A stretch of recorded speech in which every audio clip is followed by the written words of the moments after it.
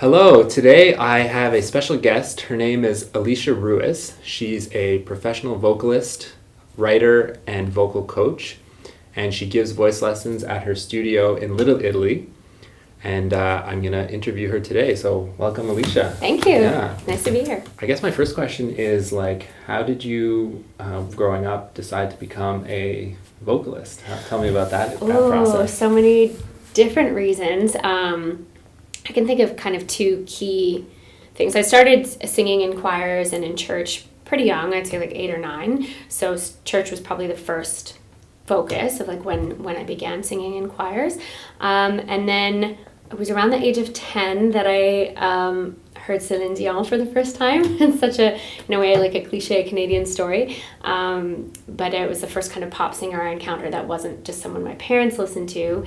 And, she was from Quebec and she was French Canadian and she was starting to make it on the world stage. And so she inspired me a lot. And that was kind of like step one. And then with musical theater is when I started doing musicals in the community, but especially in high school. And the first musical I did was Jesus Christ Superstar. And when it ended, I was like, this is what I want to do with my life, and broke down and cried because the show was over and kind of surprised myself at that emotion. And was like, oh yeah, I really love this. So those would have been the two points, I'd say. So hearing Celine Dion and then also the experience of being in a musical. Yeah. That combination of things. Yeah, okay. Exactly. And what was it about the musical that, how did that light go off? What was it about the musical experience that... I think it was the bigness of the experience, the largesse. I was very lucky. The school that I went to in that particular period of time, we were using the local theater in Brantford, which was the Sanderson Centre. It still exists. It's a beautiful 1,100 seat theater, still one of the bigger theaters I've performed in, ironically, and just absolutely gorgeous space. And so instead of being in a school cafeteria, I had that experience of being in this big space with a huge cast. It was high school, but they had a kids choir, so often the cast would be close to 100 people. So and it was just, there was something about the experience, not only that was artistically fulfilling because it was so big and communal, but there was something very comforting about going through this process of delivering a creation each night, which was at once the same and always had its uniqueness, because every show is unique every time you go through it. And I don't know, it's strange to say because people don't necessarily think of the theater as a comforting world, but for me, I was I loved the feeling of the blue light backstage, I loved all the individual songs and just knowing what came next. And so a lot of that was I feel at home, backstage and on stage. And, okay. Yeah. Cool. Yeah, well, it seemed in a way like a strange detour on some level. I went and I spent 1 year in a musical theater program before I went to McGill. But I had this notion at the time. I was just I should, and this was encouraged by many teachers, you should go to a classical music program. You have a classical sounding voice.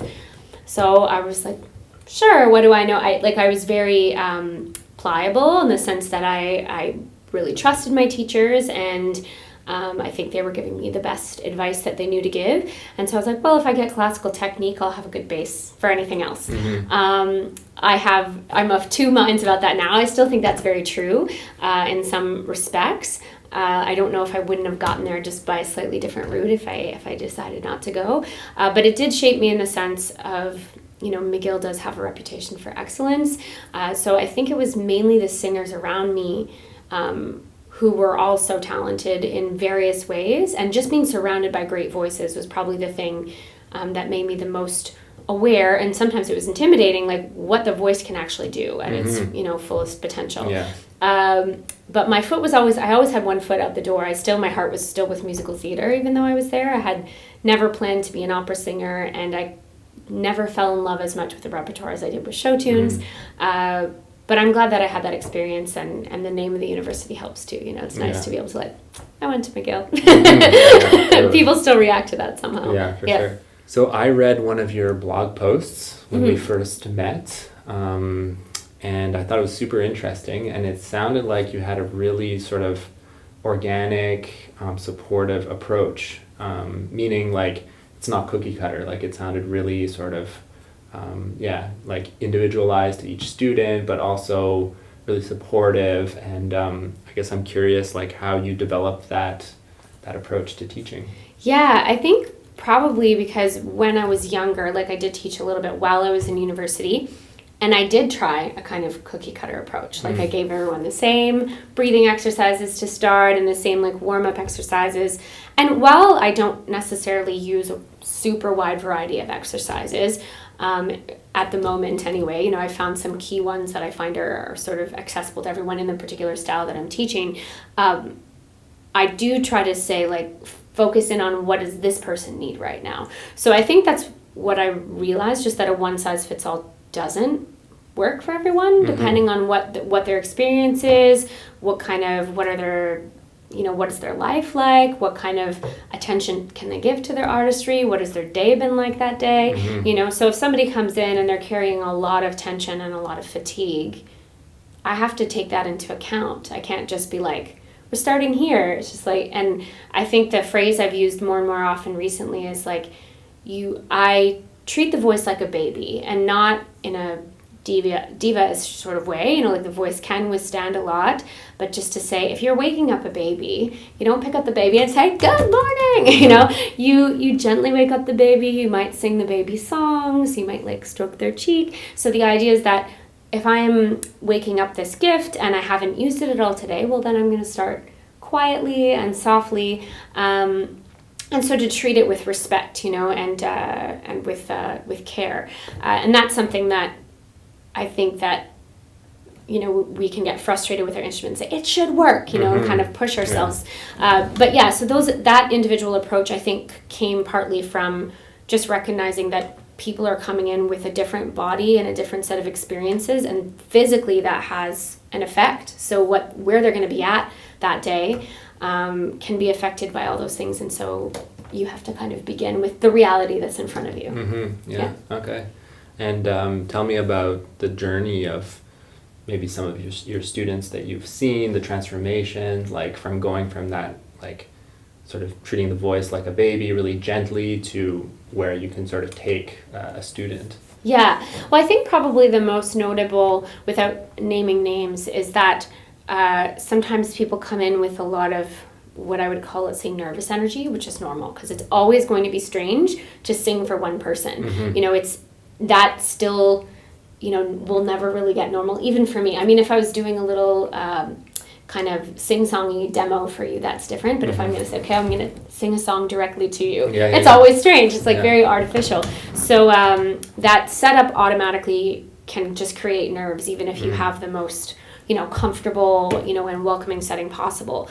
So I think one of the things that just has to happen for people in general is to come in and to find a way to discipline themselves to get rid of that nervous energy through a physical process, but also through taking themselves seriously in the best way, you know, not too seriously, but in the sense that's just like, okay, treat yourself like an artist right now. Don't sing before you're ready to start singing. Don't just like throw yourself out there. So like, okay, I'm positioned properly, I'm in the right frame of mind, I'm not spaced out. We all space out sometimes, but just to say, okay, so sometimes it's that getting through that thing of, oh, I want to get it right away, or this kind of franticness. And so I think that that's probably a common thread through many people, is just coming through and be like, okay, I'm comfortable to just be here in my own skin and do the proper preparation, even if that preparation is 2 seconds, you know, that's been assimilated over a long period of time through exercise to say, okay, yeah, I'm just going to do it, and I'm not going to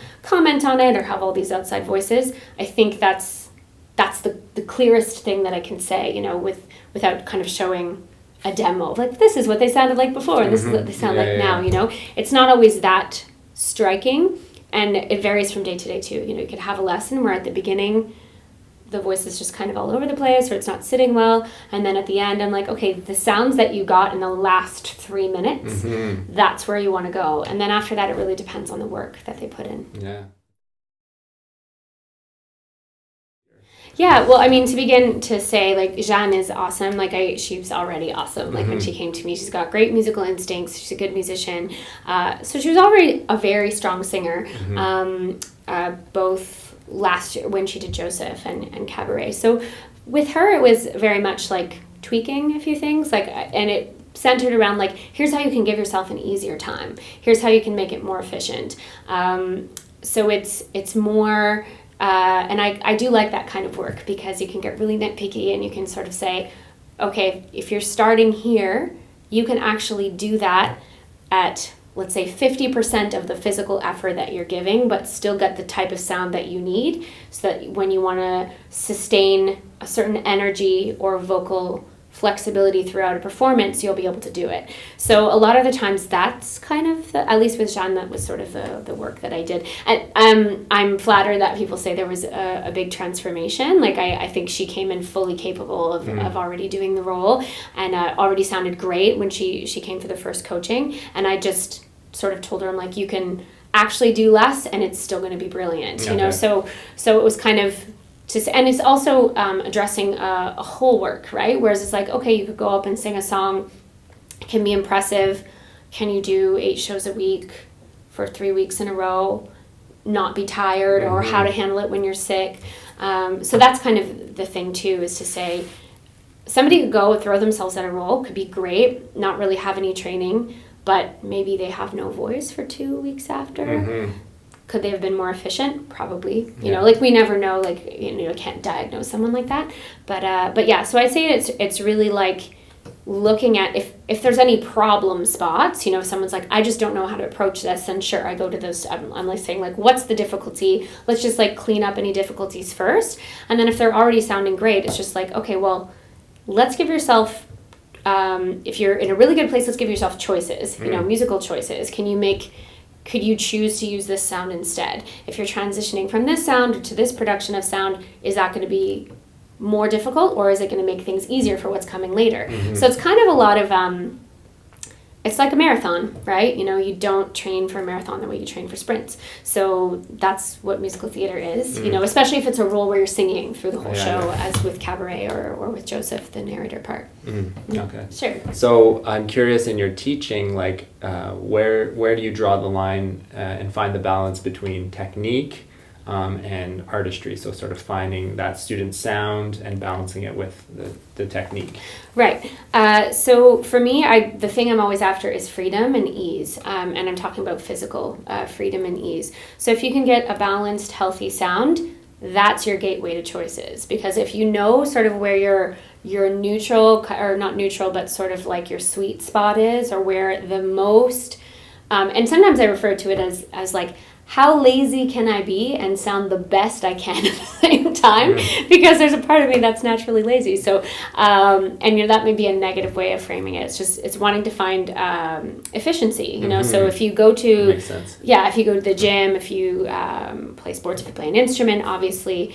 I mean, you could do it with a great deal of tension, but you're going to possibly cause yourself other problems.